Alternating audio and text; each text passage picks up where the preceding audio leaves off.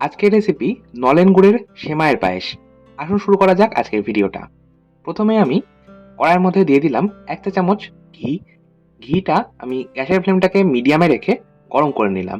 এবার কিছু dry fruits আমি ভেজে নেব, যেমন কাজু বাদাম আর আমন্ড নিয়েছি। কাজু বাদাম আমন্ড কুচিয়ে নিয়েছি। আর আপনারা ড্রাই ফ্রুটসের পরিমাণটা আপনাদের ইচ্ছে মতন কম বেশি রাখতে পারেন।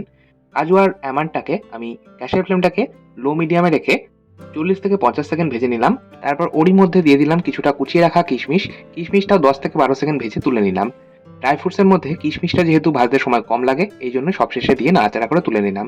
ওই একই কড়াইয়ের মধ্যে দিয়ে দিলাম হাফ কাপ পরিমাণে মেজারিং কাপের হাফ কাপ অর্থাৎ ছোট চায়ের কাপের ১ কাপ পরিমাণে সেমাই।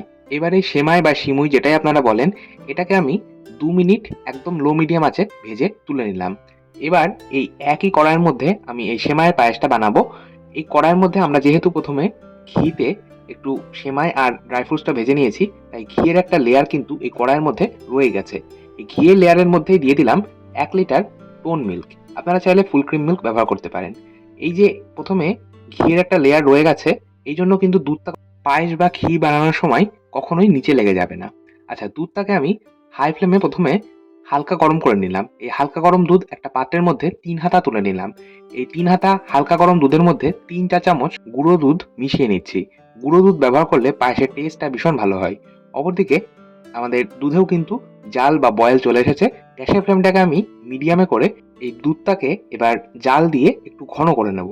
এখানে আমার ১ লিটার দুধ রয়েছে। এই দুধটাকে আমি জাল দিয়ে মোটামুটি ২০০ থেকে ২৫০ এমএল মতন কমিয়ে নেব। যেকোনো পায়েস বানাতে গেলে দুধটা যদি একটু জাল দিয়ে ঘন করে নেওয়া হয়, তাহলে পায়েসের টেস্ট কিন্তু ভীষণ ভালো হয়। দেখুন, দুধটা মোটামুটি ২০০ এমএল জাল দিয়ে কমিয়ে নিয়েছি।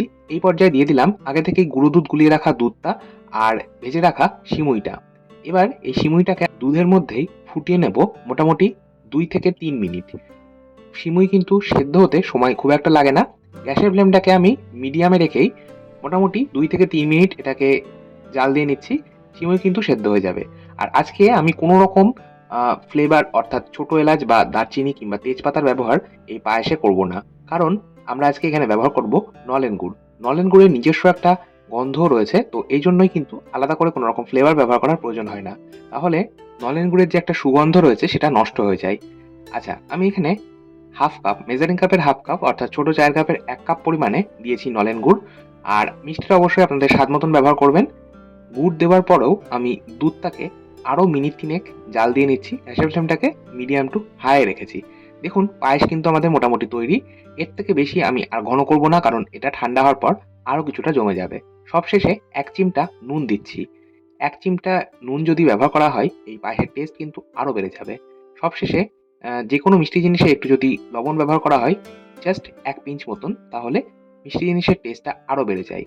সবশেষে ওপর থেকে ভেজে রাখা ড্রাই ফ্রুটসটা দিয়ে গ্যাসের ফ্লেম বন্ধ করে মিশিয়ে নিলাম। একটা সার্ভিং বোলের মধ্যে ট্রান্সফার করে নিচ্ছি। সম্পূর্ণ ঠান্ডা করে আমি পরিবেশন করব।